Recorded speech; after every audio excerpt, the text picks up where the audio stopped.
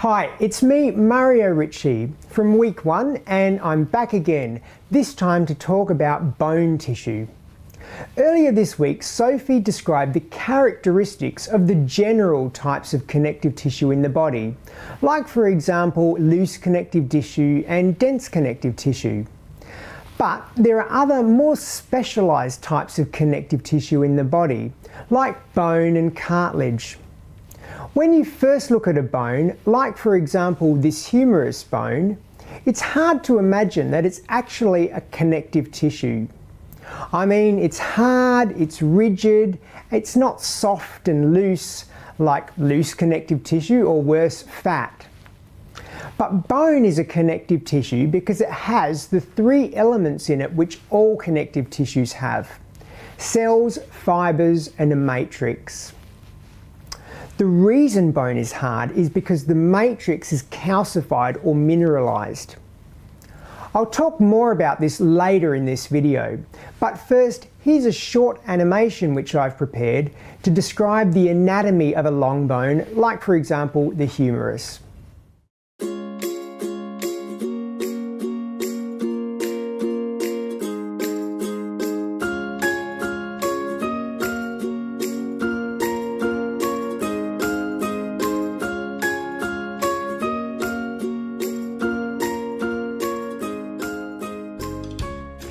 Let's first look at the external anatomy of a long bone.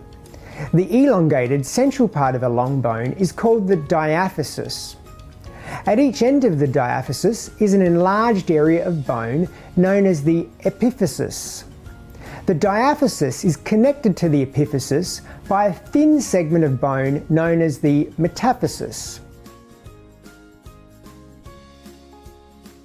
The surfaces of the epiphysis, where bones form a joint, are covered with a thin layer of articular cartilage.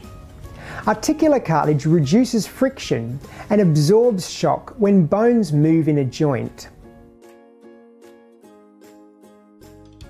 The rest of the external surface of a long bone is covered with periosteum, a tough connective tissue sheath.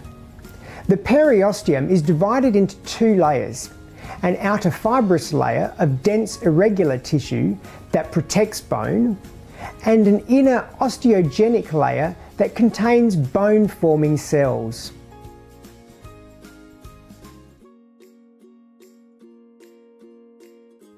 If we cut the humerus in half lengthwise, we can examine the internal anatomy of a long bone. The wall of the diaphysis is made of dense or compact bone. Compact bone is incredibly strong and protects and supports bone. Lining the inside of the compact bone is a thin membrane called the endosteum. It contains bone-forming cells and some connective tissue. The hollow cylindrical space inside the middle of the diaphysis is called the medullary cavity. In an adult, this cavity is full of yellow bone marrow, which is mostly fat cells. The epiphyses are made of spongy bone, which is a lightweight type of bone made of a latticework of irregular sheets of bone called trabeculae. Filling the spaces between these trabeculae in a living person is red bone marrow. Red bone marrow is mostly composed of developing red and white blood cells and platelets.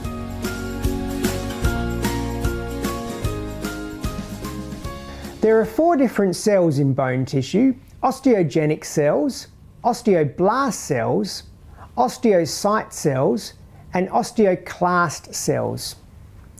Osteogenic cells, osteoblast and osteoclast cells are located at the edges of bone, and each has a different function.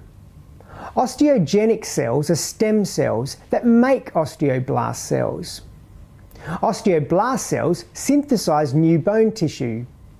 And osteoclast cells are large, multinucleated cells that dissolve or digest bone tissue. Osteocyte cells are the most common cells in bone. They are found inside bone tissue, not at its edge, and their function is to maintain bone tissue.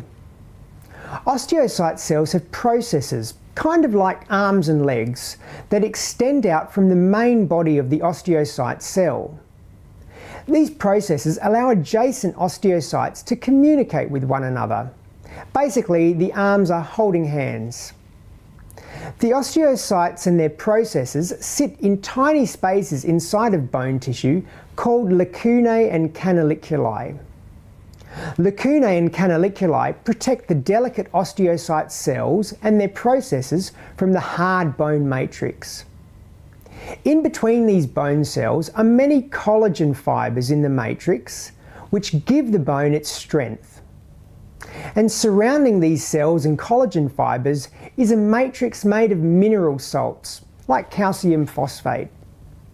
These salts form crystals, which deposit onto the collagen fibres.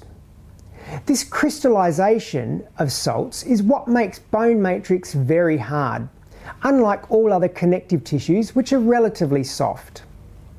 In the next lesson, you'll learn from a researcher in our school about how she's studying bone tissue to understand bone disorders like arthritis.